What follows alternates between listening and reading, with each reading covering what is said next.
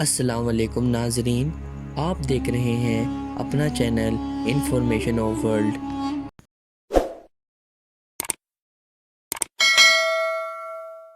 سندھی ایک سماجی و نسلی گروہ ہے جو جدید دور کے پاکستان کے صوبے سندھ سے تعلق رکھنے والا لوگوں کا ایک گروہ ہے۔ سندھی لوگ بنیادی طور پر ہندوستان کے شمالی مغربی حصے میں رہتے ہیں۔ راجستھان، گجرات، مہاراشٹر اور مدھیہ پردیش کی ریاستوں کے ساتھ ساتھ ہندوستانی دارالحکومت نئی دلی میں بھی بہت سے سندھی آباد ہیں۔ سندھ کے سفر کے دوران گرو نانک کی تعلیمات سے بہت سے ہندو سندھیوں نے سکھ مت اختیار کی۔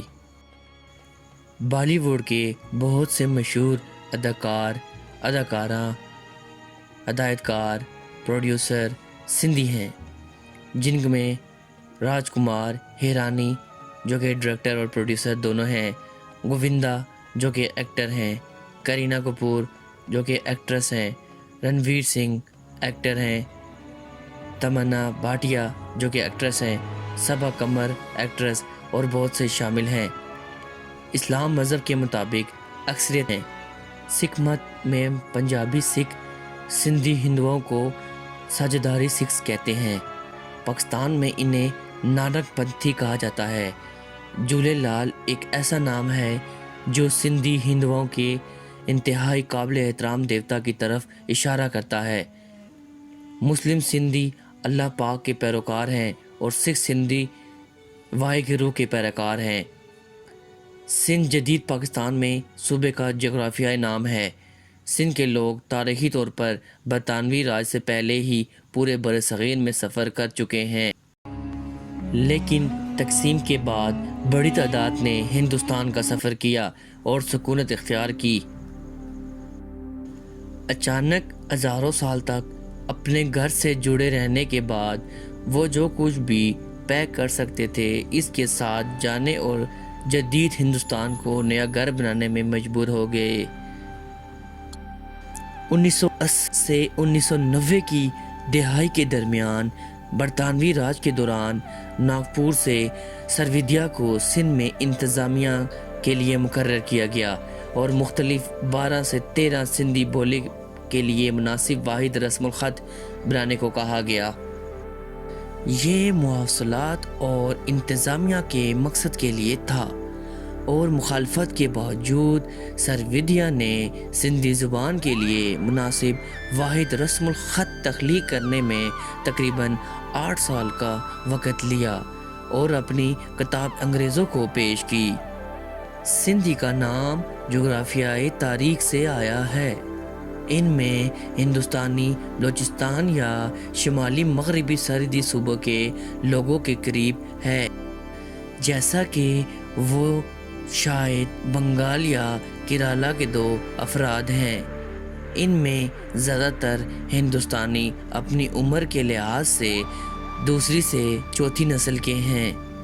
ابتدائی لاٹ جو سمندر کے ذریعے آئی تھی وہ گجرات یا بمبئی میں آباد ہوئی۔ سڑک کے ذریعے آنے والے جے پور گئے اور جو ٹرین کے ذریعے آئے وہ اجمیر میں آباد ہو گئے، اور آج تک ان شہروں میں کمیونٹی کی سب سے بڑی آبادی سندھی ہے۔ آزادی کے بعد 75 سالوں میں وہ پناہ گزینوں کو توڑنے سے ریل اسٹیٹ، میڈیا اور تعلیم کے سب سے بڑے ناموں تک پہنچ گئے۔ لیکن ہمارے ملک میں سندھ کی شراکت کی ایک تاریخی اہمیت ہے۔ ہر کسی کو معلوم ہونی چاہیے کہ سندھیوں کا نام دریاؤں پر رکھا گیا۔ فارسی اور مغل سندھو کے لفظ کو ہندو میں تبدیل کرتے ہیں۔ یونانیوں نے اسے انڈو میں تبدیل کر دیا، چنانچہ سندھ اور سندھو سے ہمیں ہندو، ہندوستان، ہندی، ہندوستان اور ہندوستانی ملتے ہیں۔ موہنجو دڑو جو برصغیر کے قدیم ترین شہروں میں سے ایک ہے، پاکستان کے صوبہ سندھ میں واقع ہے۔ کانسی کے رقصہ ہو یا دیوی کا مجسمہ، ہندوستان کے قدیم ترین چیزیں سندھ سے آتی ہیں۔ سندھی اپنے نسب کا سراغ قدیم ہندوستان سے لگا سکتے ہیں۔ سندھ کا سب سے اہم شہر کراچی ہے۔ پاکستان کے وجود کے 75 سال بعد بھی یہ خطہ ایسا ہے جہاں باقی پاکستان کے مقابلے میں زیادہ تر پارسی، ہندو، عیسائی اور سکھ رہتے ہیں۔ شاید یہ جاننا ضروری ہے کہ کراچی اسلام آباد، لاہور اور پشاور کے مقابلے میں ممبئی کے زیادہ قریب ہے۔ اب یہاں ایک تفریحی حقیقت یہ ہے کہ شہری ہوا بازی کی پہلی پرواز جو نہ صرف ہندوستان میں ہوئی بلکہ جنوبی ایشیا میں کچھ کراچی کے سے بمبئی تک ہوئی۔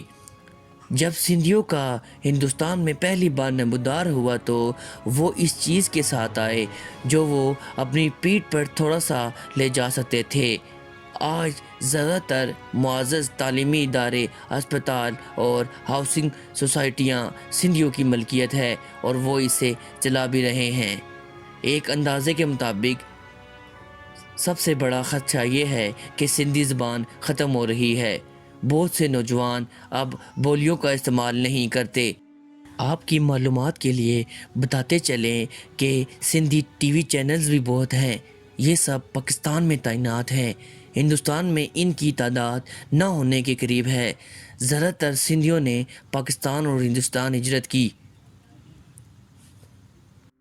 ان کی کچھ نسلیں دنیا کے دیگر حصوں میں چلی گئیں۔ آج ہانگ کانگ میں الیکٹرانکس کے کاروبار، یا اسپین میں کپڑوں کا کاروبار، یا مشرقی وسطی یا امریکہ میں پرچون کے کاروبار پر سندھیوں کا اثر و رسوخ بہت زیادہ ہے۔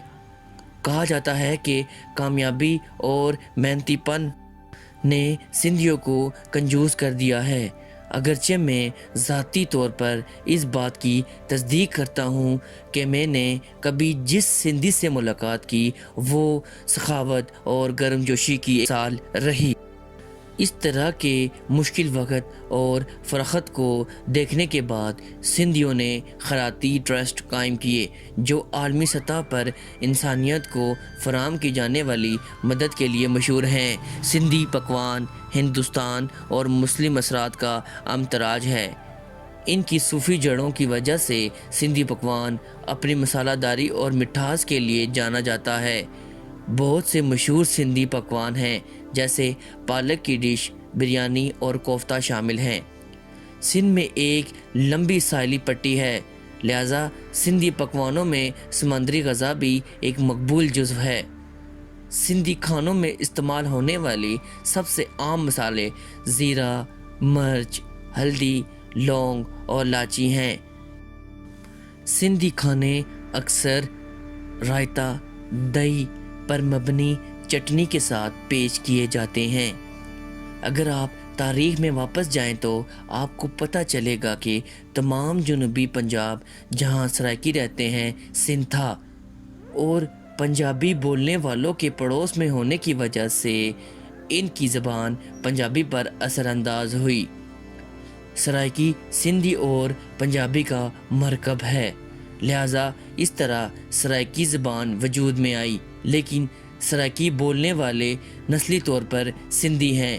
جو زبان کے بولنے والے سندھی اور پنجابی دونوں زبانوں سے مشابہ ہے۔ سندھ میں بھی بہت سے سندھی سرائکی بولتے ہیں۔